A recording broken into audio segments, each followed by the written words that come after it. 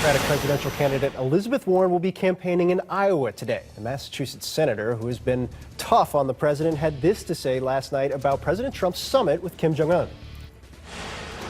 President Trump proved once again that he is a terrible negotiator. He showed up without having done his homework.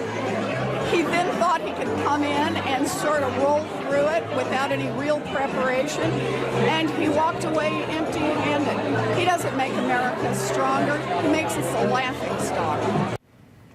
And of course, Senator Warren is in the arena, and there's some scathing criticism coming her way as well. A column published in the Boston Herald, a conservative paper from her home state, asks, quote, "Does Elizabeth Warren see the bad news on the horizon?" Now, joining me to talk about Senator Warren is Antonia Felix. She's the author of Elizabeth Warren, Her Fight, Her Work, Her Life. Antonia, thanks so much for joining us. I want to talk to you about something we were actually talking about during the break, which is an interesting question I've had throughout this. Is Elizabeth Warren's known as a policy person, right? And this has been kind of how she got to where she was from her time as a bankruptcy professor, an attorney, from her time in the financial crisis panel to now as a senator.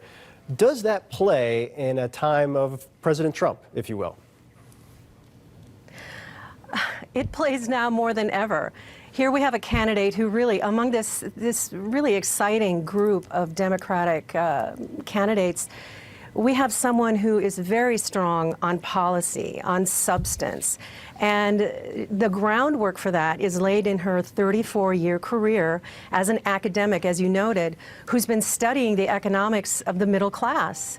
And she is proposing big ideas on the big issues, like taking on corruption in government, and she's daring to offer up a new vision of what American capitalism could look like if it worked well for everyone.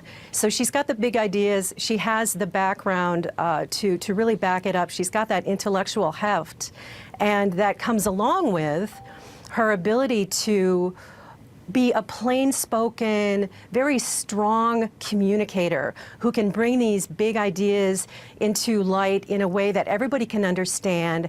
And that's her very authentic, oaky personality characteristic that really resonates with people.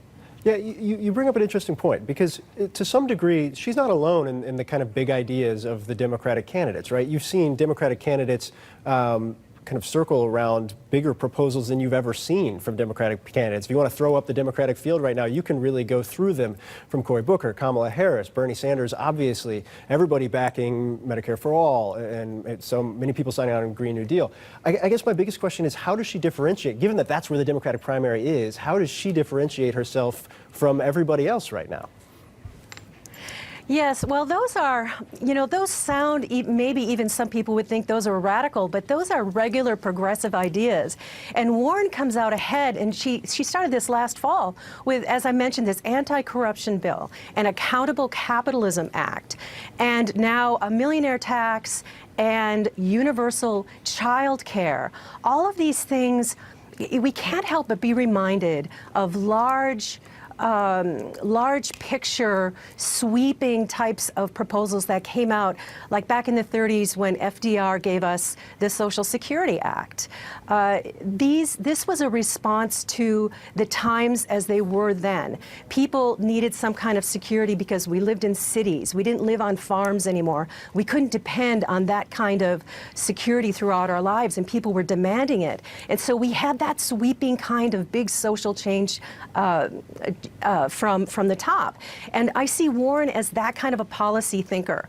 Here we're in an economy now where for decades we've had both men and women in the workforce, but we haven't had any kind of a serious focus on how do we deal with childcare when there's been that kind of a sea change in our society. Well, Warren has come up with this idea, and she wants to pay for it, help pay for it with the millionaire tax.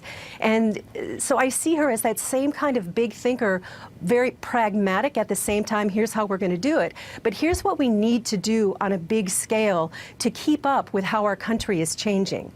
Just real quick before our time runs out, one of the things that happened this week that I was interested by, there was a New Hampshire poll that came out and showed Elizabeth Warren at 7%, which I think was third or fourth on the list.